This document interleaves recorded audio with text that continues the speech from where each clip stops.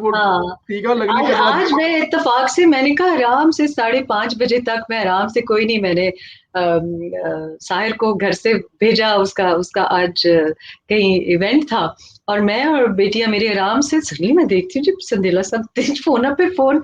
मैंने कहा ये क्या हुआ है, ये तो अभी 5:30 बजे, तो फिर हमें पता चला कि हुरों वाला टीका लगा के आप आए हैं। मैं 2 घंटे, आपकी काबीना में जगह पक्की। 2 घंटे वक्त से आगे चल रहा था, मैं खुद परेशान हूँ बहुत, और ये बहकी नॉर्मल नहीं है। बहकी, ये जो बहकी बहकी बातें आप कर रहे हैं, इसके बाद तो मेरा ख्याल है आपको काबीना में सीनियर पोजीशन मिलनी चाहिए।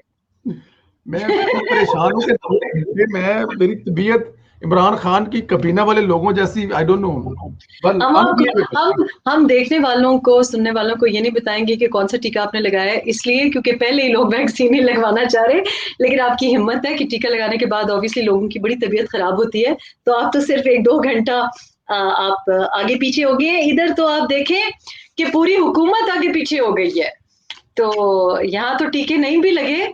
और बात आपने की जहांगीर तरीन साहब का, जी एनआरओ। अब जी। जहांगीर राजा रियाज साहब तो बड़े ग्रेशियस होके कह रहे हैं कि आप इसको एनआरओ कहें। हम तो समझते हैं कि राजा रियाज साहब ने, ये दिन भी हमने देखना था कि राजा रियाज साहब, जिनका हम नाम भी नहीं सुना था, इतने बड़े हीरो, इतने बड़े हैंडसम, इतने बड़े वर्ल्ड कप का वो मर्तबान उठाने वाले को एनआरओ दिया भी तो किसने, राजा रियाज ने। मतलब बस इख्तियार की बात है।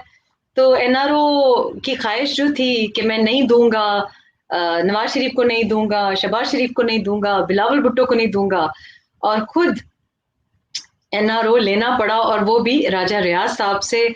और एक बजट की खातिर कहते थे कहीं हाथ नहीं फैलाऊंगा, कोई जगह नहीं छोड़ी जहां हाथ नहीं फैलाया, हत्ता कि राजा रियाज साहब के सामने भी हाथ फैला दिया, और उन्होंने कहा है कि फिर एनआरओ कहते हैं जो कुछ कहते हैं, हमें तो जो चाहिए था वो मिल गया, तो कर लो जो करना है।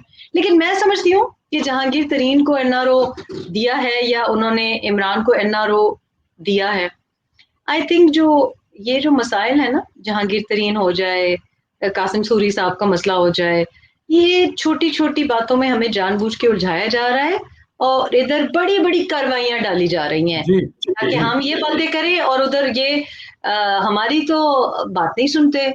हम तो फेक न्यूज हैं, आपके व्हाट्सएप बंद कर देते हैं, किसी के घर में घुस के तोता उनका गर्लफ्रेंड बना देते हैं। लेकिन बात यह है कि इधर देखे ना कि बाकी सब फेक न्यूज है, बाकी किसी पे एतबार ना करें। जब रॉयटर्स ने हमको बताया कि खुफिया मुलाकातें हो रही हैं इंडिया के साथ, तो इन्होंने कहा इनको मानना पड़ा, रॉयटर्स ब्लूमबर्ग बता चुका, जबरदस्ती इनको आखिर में मानना पड़ा। उसके बाद जनाब न्यूयॉर्क टाइम्स ने बताया कि जीसीआईए वाले आए हैं, लैंड किए हैं, मुलाकातें हुई हैं, एयर बेसिस की बात हो रही है। कल फाइनेंशियल टाइम्स ने भी कह दिया कि भाई मिलिट्री की, यूएस मिलिट्री के साथ किन शराइत पे बातें हो रही हैं, वो क्या मांग रहे हैं। अब ये कहते हैं कि वो मिसलीडिंग है, जो सरकारी बयान आया वो कहते हैं ये मिसलीडिंग है। अच्छा, तो न्यूयॉर्क टाइम्स भी मिसलीडिंग है, फाइनेंशियल टाइम्स भी मिसलीडिंग है, रॉयटर्स भी मिसलीडिंग है, तो तुसी मिसलीडिंग नहीं हो, तो आप तो सबसे ज्यादा अपनी बात पे कायम रहने वालों में से हैं। अब बात ये ना कि एतबार की कमी है, ट्रस्ट डेफिसिट है। अब आपको मैं एक एग्जांपल दूं, पिछले जी दिनों आपने सुना नहीं था, ये जो अमन की आशा, हमारी तो नहीं पसंद थी, अमन की लत्ता इनको इनको पसंद आई, इन्होंने नाम अमन की लत्ता शुरू की, हम इनको कहते रहे, मोदी की कैंपेनिंग करते रहे, अभिनंदन के वकील बनते रहे, कश्मीर के लिए 15 मिनट नहीं खड़े हुए, खुफिया बैक ट्रैक, ट्रैक 2 की मीटिंग्स होती रही, और जनाब फॉरेन मिनिस्टर साहब भी मान रहे हैं कि जनाब मीटिंग्स होती रही, इधर होती रही, उधर होती रही।